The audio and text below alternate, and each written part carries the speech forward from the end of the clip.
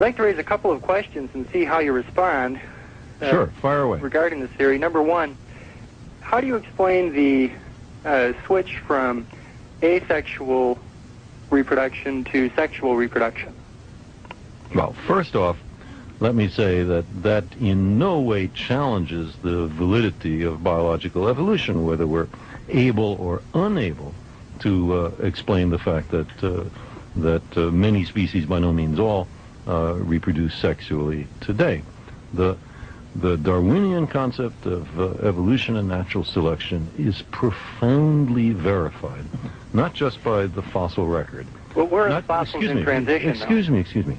Not just by the clear experience of artificial selection, but by the record in the nucleic acids, which is obtained by DNA sequencing, in which we can see the similarities and differences of organisms and trace their evolutionary past, in other words, you got their this history. Theory with a gaping hole in it. There's no gaping. It doesn't cause you to question the theory. There's no gaping holes. You're talking about the absence of intermediate forms in the fossil record. That was one problem. The fossil record. Well, let's talk about each thing that you have problems with, if there's time. Well, just a minute. You raise one, and then when I'm about to answer it, you rush off to the next. Let's do them one at a time.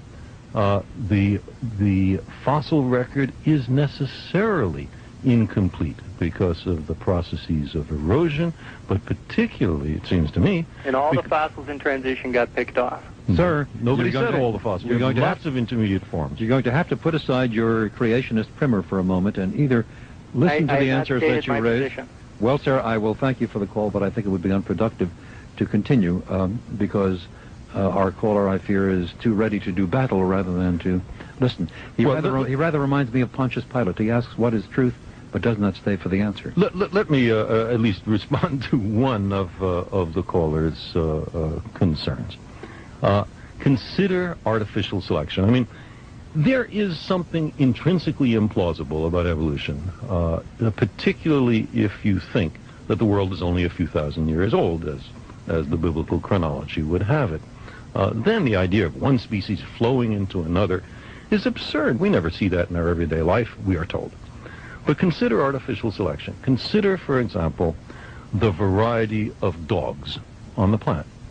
We have dogs ranging from Chihuahuas to Great Danes. We have dogs specialized for herding sheep, for going into holes, for catching birds that are shot down, for taking care of the babies, for guarding the house. Tremendous variety of dogs on the planet. And in fact, they are man-made dogs in a way. Exactly. Where did they come from? We, humans, made them by controlling which dog shall mate with which. We like the characteristics of Rover. We like the characteristics of Spot. We now introduce Rover and Spot to each other so that we can have the products of their progeny. Other dogs with characteristics we don't like, who are unpleasant to us, we do not encourage their reproduction of.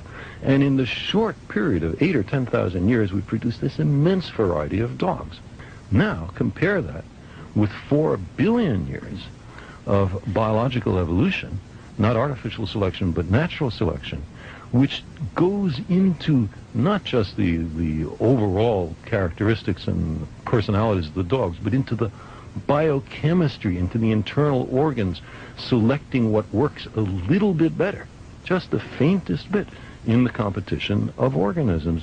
And then it is clear that the beauty and diversity of life on Earth can emerge. But if you don't buy 4 billion years, you don't buy evolution.